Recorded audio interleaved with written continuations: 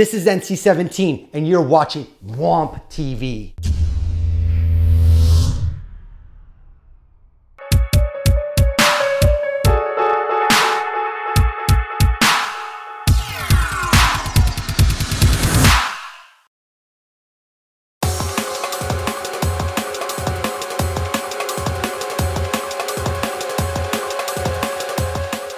I'm from Toronto, Sean's from America, Ohio. The relationship really started from the internet, and then Ohio is pretty close to Toronto. It's only 5 hours away.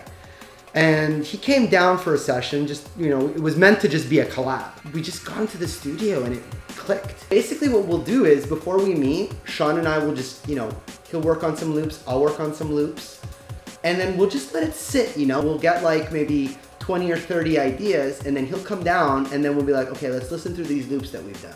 And then be like, okay, this is good, this is crap, this is good.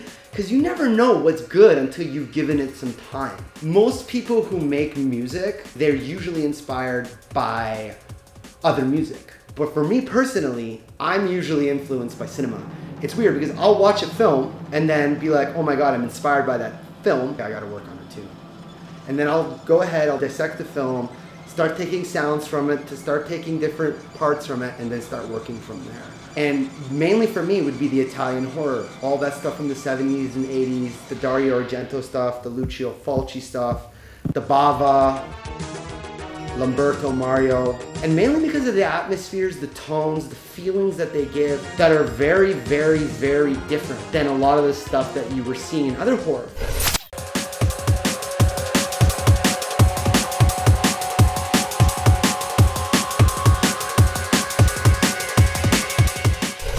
We're really never asked is, for me personally, martial arts, I'm a huge martial art nut. I train 4 to 5 times a week at Combat Arts out in Toronto. Kickboxing, jiu-jitsu, grappling. Dude, I love to fight. Doing a 3-hour set and having a pace where you're playing on 3 decks and you're mixing every 16 bars. Try doing that for 3 hours. It's hard, dude. That's when the martial arts comes into play, because you gotta keep fit. When we're actually spinning, we want to really have the set of the night. We're both perfectionists when it comes to that. Sometimes we even compete with each other. I want to see if I can draw out some tunes that, you know, Sean's not going to draw out.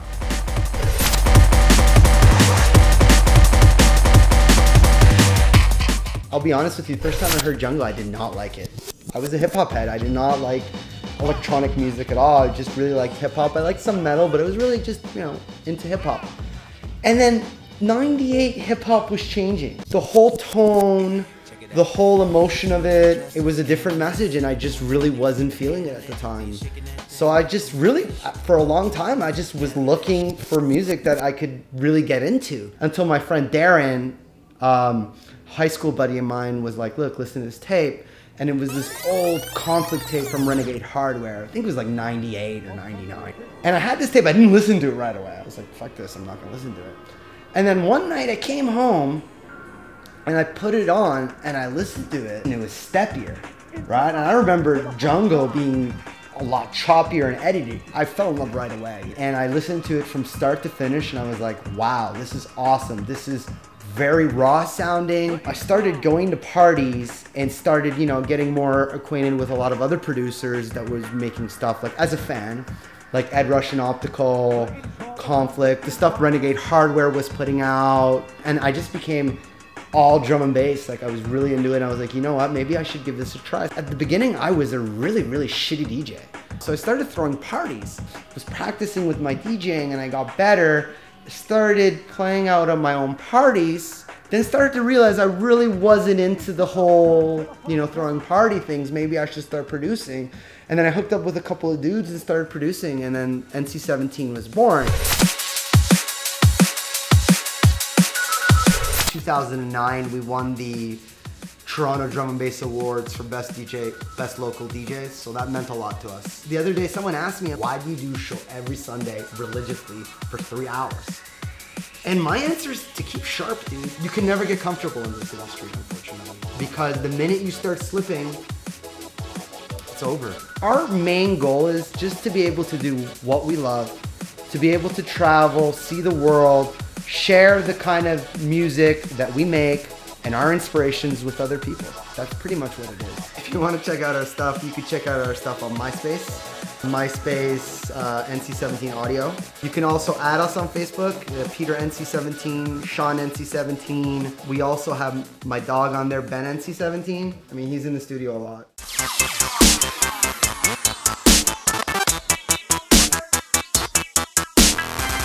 If you want to check out our stuff, you can check out our stuff at www.exploitedteens.com. Just joking.